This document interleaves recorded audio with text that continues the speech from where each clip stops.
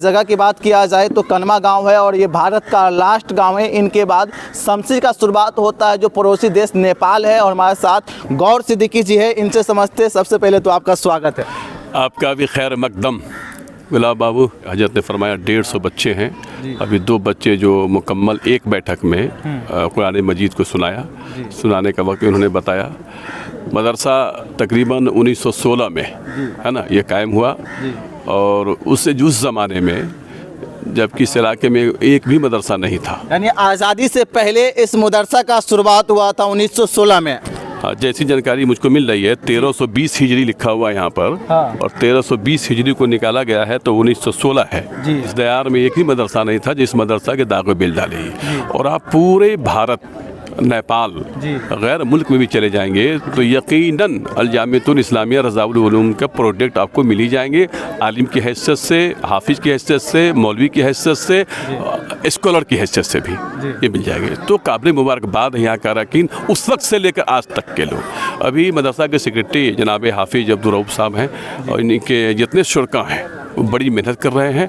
अभी प्रिंसिपल साहब ने एक बड़ी बात कही इन्होंने कि इस सब की जो नशुदो नुमा में असातिज़े कराम तो अपना रोल निभाते ही हैं, अरकान की भी बड़ी मेहनत है जी। और गाहे मगाहे मैं यहाँ आता हूँ और ऐसे जब भी करमा आया और तो मदरसा में आके बच्चों से हालात पूछता हूँ कि पढ़ाई कैसी हो रही है, आप लोग ठीक से पढ़ रहे हैं कि नहीं, उस्ताद पढ़ा रहे हैं कि नहीं, जैसा मैं और जगह मदरसा में करता रहता हूँ। इस्लामी यतीम खाना जान ही रहे हैं। तो अभी जो बच्चे उनको मुबारकबाद दिए हैं। और आज की जो नशिस्त है, आज का ये बज़्म है, खुसूसियत के साथ उन बच्चों को मुबारकबाद देने के लिए किया गया है। यानी जो बच्चे हाफिज़े कुरान बने हैं, जिनके लिए इंतज़ाम किया जाता है जलसा दस्तारबंदी के ज़रिए उनके सर पर ताज सजाए जाते हैं, वो इंतज़ाम नहीं था। एक बैठक में यहाँ पर उनके सर ताज सजाया गया। हाँ, ये है। फिर एक प्रोग्राम बनेगा बाद में और बच्चे जो फरागत के पास पहुँचेंगे, ठीक है।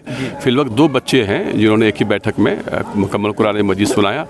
कलाम पाक तो सुनाना, कहना तो आसान ज़रूर है, एक आयत तो याद नहीं हो पाती। ऐसे माहौल में कितना मुश्किल है, कितनी मेहनत की होगी उन बच्चों ने कलाम मजीद को हिफ्ज़ करने के लिए।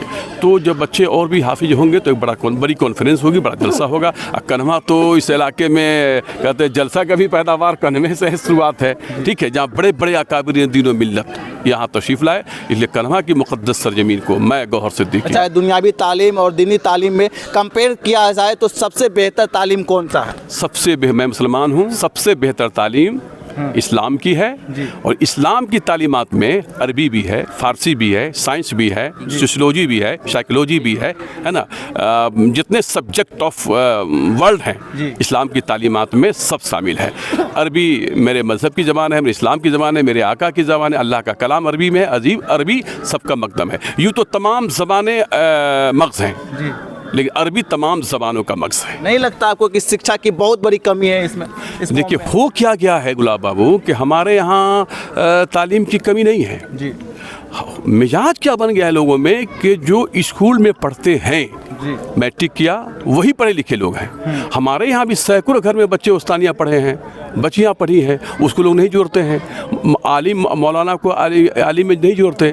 अगर कोई संस्कृत से पढ़ लिए, कोई उर्दू बोर्ड स्कूल से पढ़ लिए, इंटर कर लिए, BA कर लिए, बिहार विद्यालय परीक्षा समिति से पास करके उनकी सूची बन जाती है। अभी भी सैकड़ों बच्चे यहाँ आलिम दीन हैं, वो भी तो पढ़े लिखे हैं। सैकड़ों बच्चियाँ, सैकड़ों बच्चे मदारिस इस्लामिया के फारिग हैं, वो भी तो अहले इल्म है। लेकिन सूची जो बनाई जाती है तो हमको ये आसानी से टाल दिया जाता है कि मुसलमान में साक्षरता नहीं। हाँ, कुछ कम परसेंट है, कम परसेंट है। अब मेरा बराही देखिए, बराही में अगर 50 बच्चे अगर होंगे अदर जात में तो 100 बच्चे हमारे पढ़े लिखे हैं, लेकिन उसमें लोग जोड़ते नहीं हैं। हाँ, अब रही कि तालीम, उस्तानी मदरसा बोर्ड के जो एग्ज़ाम होते हैं उसमें भी अरबी है, फ़ारसी है, हिंदी है, इंग्लिश है, मैथ है, सोशियोलॉजी है, साइकोलॉजी है, सब सब्जेक्ट है। तो हमारे बच्चों से मैंने कहा भी कि बच्चे पहली तालीम दीन की, इसके बाद दुनियावी तालीम में भी आप तालीम हासिल करें। और यहाँ पढ़ाई हो रही है, जितना बड़ा कंप्यूटर का इंतजाम हो गया ना, जब कंप्यूटर है, हिंदी की भी यहाँ पढ़ाई हो रही है, इंग्लिश की भी पढ़ाई हो रही है, मैथ की भी पढ़ाई हो रही है, अरबी तो खैर मकदम है। हमारे साथ इस मदरसा के सेक्रेटरी साहब है, अंतिम सवाल इनसे ही करेंगे। हज़रत, ये बताइए कि जो मदरसा की जिम्मेदारी सर पर होता है, उस मदरसा को चलाने में कितना कठिन और कितना आसान होता है? बहुत जिद्दोजहद और कोशिश करनी पड़ती है इसके इंतज़ामात के लिए, तभी हम लोग कामयाब होते हैं जी। बच्चों की खिदमत के लिए, असातिज़ा की खिदमत के लिए जी। सारा इंतज़ाम कमेटी के आदमी को करना पड़ता है जी। हाँ, इसके लिए बहुत सी परेशानियाँ उठानी पड़ती है, लेकिन अल्लाह ताला हर परेशानी के बाद भी मुकम्मल कर देता है, पूरा कर देता है। यानी जिस मदरसा को चलाने के लिए आपको सिक्योरिटी बनाया जाता है, उस मदरसा को चलाने के लिए बाहर से भी डोनेशन इकट्ठा करना पड़ता है और स्टेट में जाना पड़ता है, तब जाकर के मदरसा का जो ज़रूरत का सामान है, जो ज़रूरत है वो पूरा हो पाता है। जी जी जी जी। बम्बई जाना पड़ता है, महाराष्ट्र में, यूपी में, लुधियाना में, नेपाल में, सारी जगहों पे जाना पड़ता है। असातिज़ा को भेजते हैं, असातिज़ा उससे लाते हैं और लोग मदद करते हैं, उस मदद से मदरसा चलता है। मदरसा में खुद चल करके डोनेशन देने के लिए आते हैं, ऐसे लोग हैं क्या? हाँ, अल्हम्दुलिल्लाह ऐसे भी लोग हैं जो आकर के चल के दे जाते हैं, मदरसे में आके पहुंचाते हैं।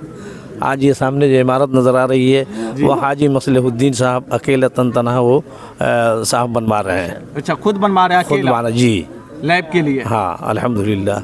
यानी इस मदरसा की उपलब्धि की बात किया जाए तो ये आज़ादी से पहले का मदरसा है और इस मदरसा की उपलब्धि को इस बच्चे से भी अंदाज़ा लगा सकते हैं कि जो बच्चा यहाँ पर दीनी तालीम सीखने के लिए आ रहे थे, उनके लिए ख़ास इंतज़ाम किया जाता है, रहने सहने से लेकर के खाने पीने का उनके लिए भी ख़ास इंतज़ाम मदरसा की तरफ से किया जाता है। क्योंकि मदरसा की बात किया जाए तो पहले इस इमारत को देख सकते हैं, जो हमारे पीछे इमारत दिख रहा होगा, सबसे पुराना यही इमारत है और इनके बाद जो है वो अलग अलग इमारत को बनाया गया था अलग। बच्चे का तो जहन पे डिपेंड करता है जी। बच्चे की मेहनत पे डिपेंड करता है। बसा औक़ात ऐसा भी होता है कि जो गरीब घर से ताल्लुक़ रखते हैं जो बच्चे पढ़ने में बहुत तेज़ होते हैं। बसा औक़ात ऐसा भी होता है जिनका बैकग्राउंड मजबूत होता है लेकिन वो दीनी तालीम वो भी बहुत बेहतर होते हैं जी। तो वो डिपेंड करता है मेहनत पे और जहन पे। जी बिल्कुल। हमारे साथ हजरत थे, इनसे इनका विचारधारा समझने का प्रयास किए थे। इस पर आपका विचारधारा क्या है, हमें कमेंट में ज़रूर लिखें।